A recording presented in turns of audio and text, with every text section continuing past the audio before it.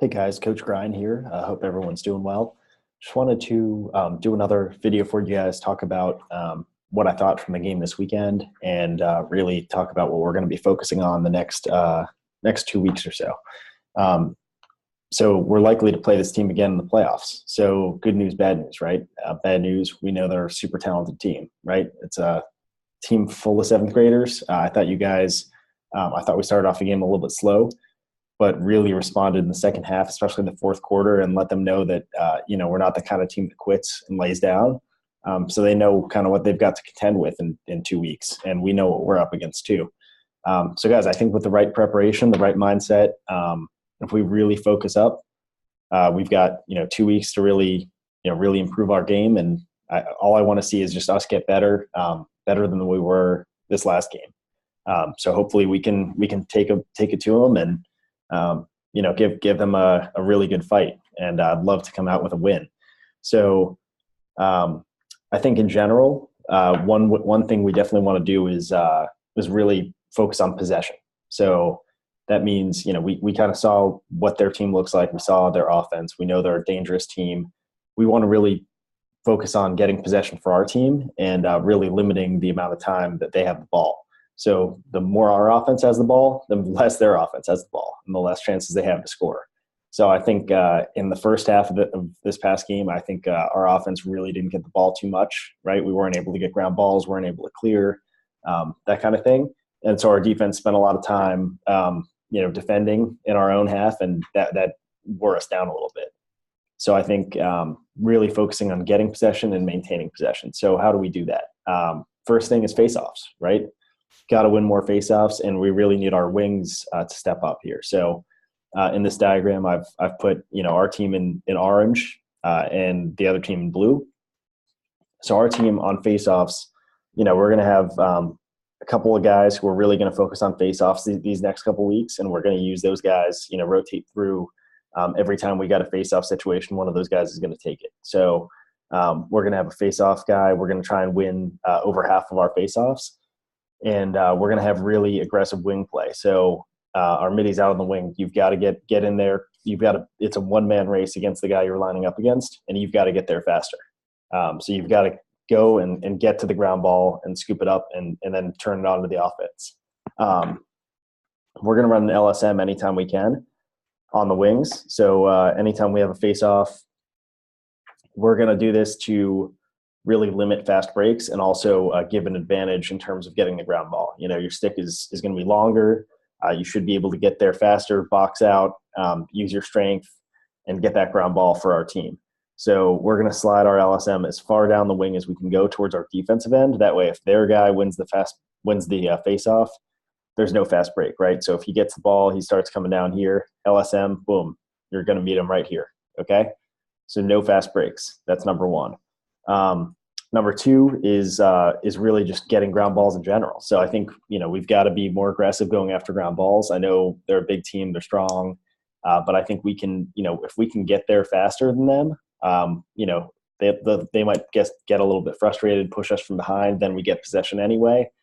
So really just got to be aggressive, be smart going after ground balls, and scoop underneath the ball, right? Just scoop through it. You can take a little bit of contact as you're going through. And please don't rake the ball. Don't try and like stop and scoop. Like just get underneath it, scoop it up, and keep going. Keep your momentum going forward. Clearing and riding. So this is something I think we can definitely do a better job of clearing. I think it starts with goalie and defense. I think if we've got the ball down here, if Sam makes a great save, our defense has got to spread out, get open, and our middies. Middies would have been down here. Oops, that's the wrong guy. But our middies would have been down here, defending. We've got to do a better job of getting the middies up towards the midfield quickly on the break, and then also our attack. On a clear, you guys are going to be all up here, right? So ready to.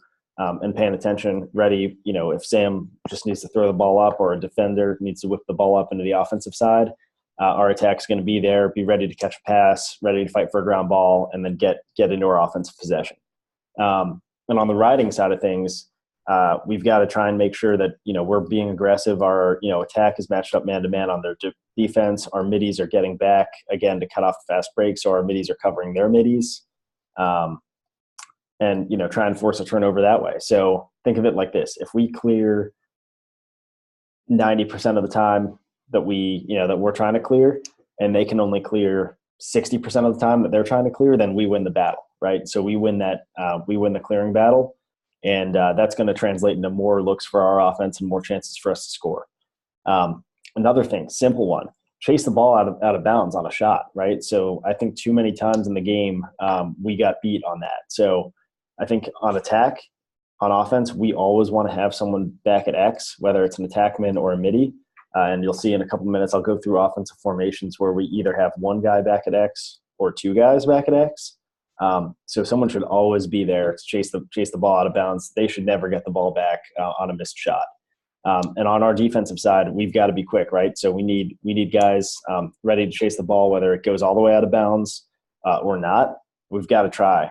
Every opportunity that you have there to get the ball back, that's another opportunity that we can get the ball off the field and ease the pressure on our defense.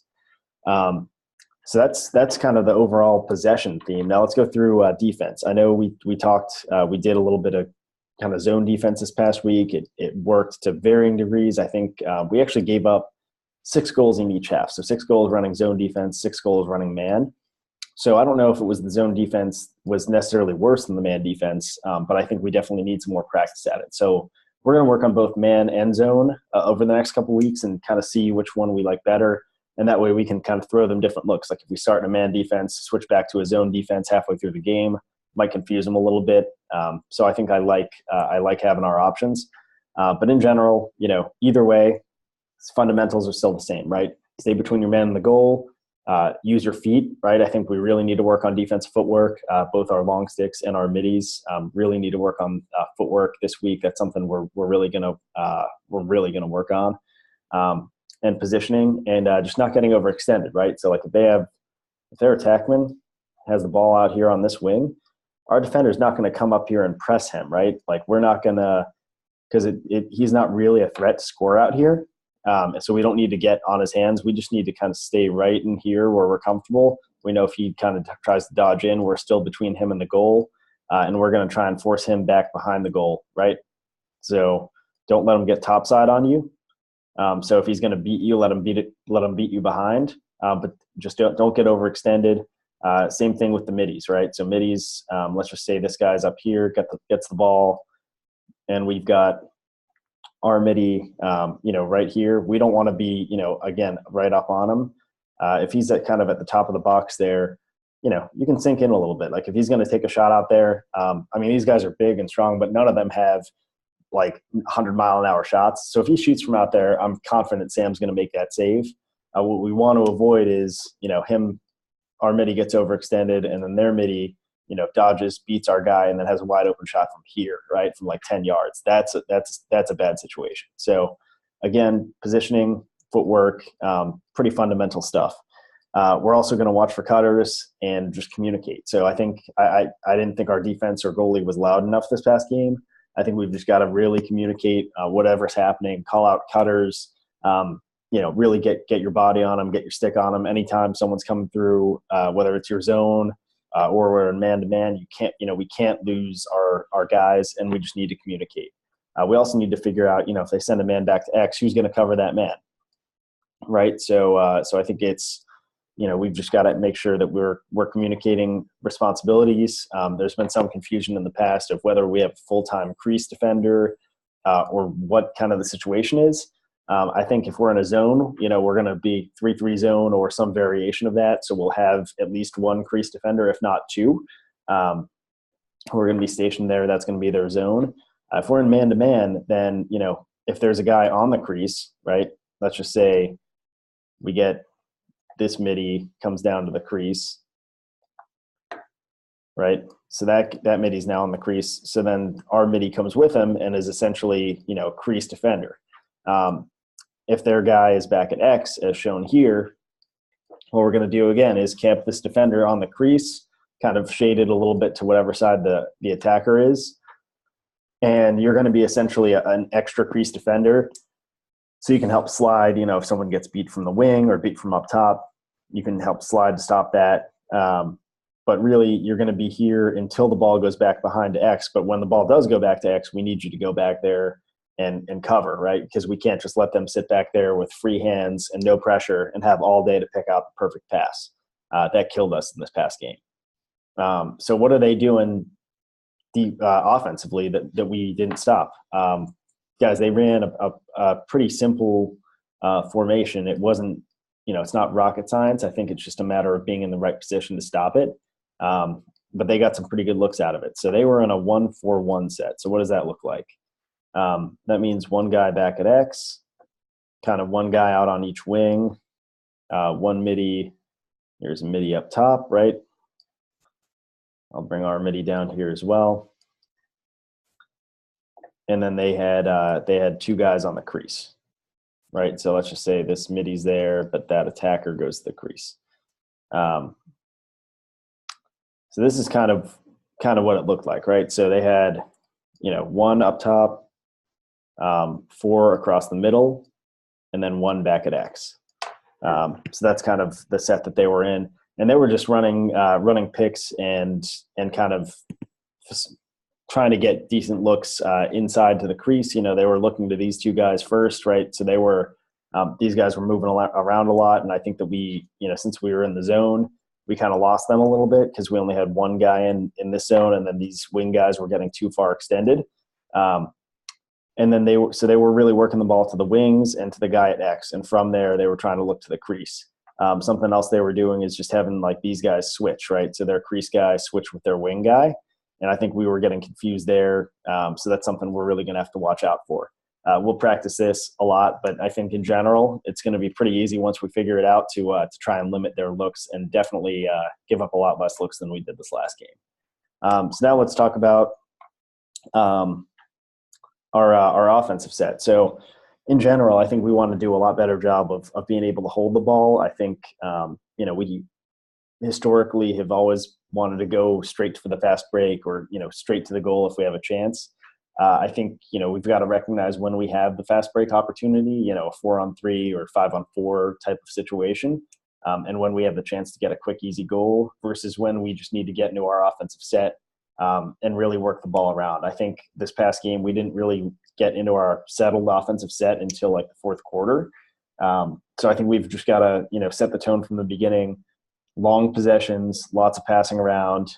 You could kill like 3 or 5 minutes off the clock with one offensive possession if we're just, doing a good job of passing, sharing the ball on the perimeter, and getting, trying to get good looks inside. And then if we're chasing every ball out of bounds and we're riding, then we can really, we can keep the ball even after a shot or after a turnover for an extended period of time. So that's what we're going to try and do. So we're going to switch up, personnel a little bit. It's always going to be someone different at attack, someone different at midi. I like, rotating you guys through so you get to play both positions. But in general, we're going to have, a couple of key guys that we're going to put into situations to try and be, a kind of a ignite the offense, like, whether it's off of a dodge or off of a pass. And then we're going to give everyone the chance to really have assists and a lot of goals. So that's what we've got to do this week. Work on getting everyone in the offense involved, and everyone's got to be in a good position to make a pass for an assist or get a goal. I think if we want to beat this team, we've got to score more than 4 goals, and I think we're definitely capable of doing that. So I'm going to put you guys in the best position possible to make that happen. So let's just work together and figure out a way to do it. So guys, just a quick refresher on two of the formations we've talked about so far are 2-3-1, 1-4-1, and 2-2-2. So guys, I think with a 2-3-1, you guys should recognize that one by now. That's the one that we probably try to run the most, right? So it's it really ends up being kind of one guy back at X, one attackman out on each wing, or it could be a midi, doesn't really matter. And then our middies, let's change this guy to an LSM.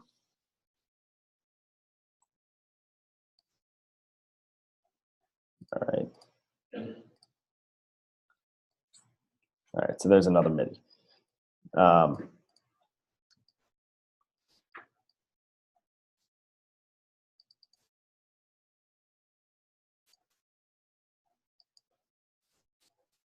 So yeah, so we've got two middies up top. That's the two. And then we've got a crease midi or a crease attackman. Let's do a crease attackman in this case, right? So we'll send an attackman to the crease, midi out on the wing, and then we've got, 2, 3 across the middle, and then 1 back at X. Okay, so pretty simple stuff. What we want to do there is, again, making sure that we're staying spaced out. Feel free to dodge to the goal if you think you can beat your defender. Make a dodge from the wing, make a dodge from X, make a dodge from the top. But really, we want to make sure that we're moving around and we're rotating, right? So you don't stay in the same spot that you did. We could rotate all 5 guys around the perimeter. Could do little triangle rotations right between crease and the 2 top guys. Could do triangle rotations between the wing or between the 3 at GLE and at X. So guys, rotate without the ball, right? So if you don't have the ball, feel free to switch positions with the guy next to you. This is just to throw the defense off, right? If they're playing a man, then they're going, they might not switch, or they might be ball watching and not pay attention. We might get an easy look, right? So just making the defense think, make them work, and don't give the ball away cheaply. So we want to also make sure that we're setting picks for each other. So like if this midi starts with the ball, you can carry down the wing, and what can either happen from this is this midi can either go back to X, this attackman can continue the rotation, and we can just kind of send everyone on a rotation all the way around, and then we end up looking something like this, right? Or what can happen, we'll just say now this guy has the ball, he's carrying down to the wing, this midi will come set a pick for him right here, and then keep going up top, and then either this guy can, if he has a quick shot on goal off of the pick, take that shot, otherwise look back for the pick and roll. This guy might be wide open for a nice shot there, or if not, then just keep going, right? Just keep carrying the ball, carry the ball around. Then you can either pass it to X or keep carrying it to X. So I just want everyone to feel comfortable doing that and really holding onto the ball for extended periods of time. The best looks are going to come off of the crease. So for some reason, I think we have a lot of guys who are a little bit nervous to go to the crease, or maybe you don't think you're going to touch the ball. The crease is the best place to get a shot from. So you just got to be active in here. You can't be standing still. If the ball is up top, you want to kind of set up down low, like close to GLE, like right on the crease. That way you can cut up and run past your defender and get a pass right here, then turn and shoot. If the ball's out on this wing, you want to be setting up, kind of the opposite side of the crease for the same reason. So that way you can cut, catch, and shoot. And then if the ball's back at X, you're going to be kind of setting up high, like almost even with these 2 guys up top.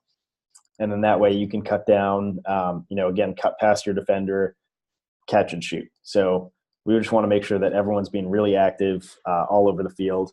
And then, guys, we can easily rotate into a 1-4-1 from this, right? So what would that look like? That means this midi goes up top, and this other attackman who is up top can come down to the crease.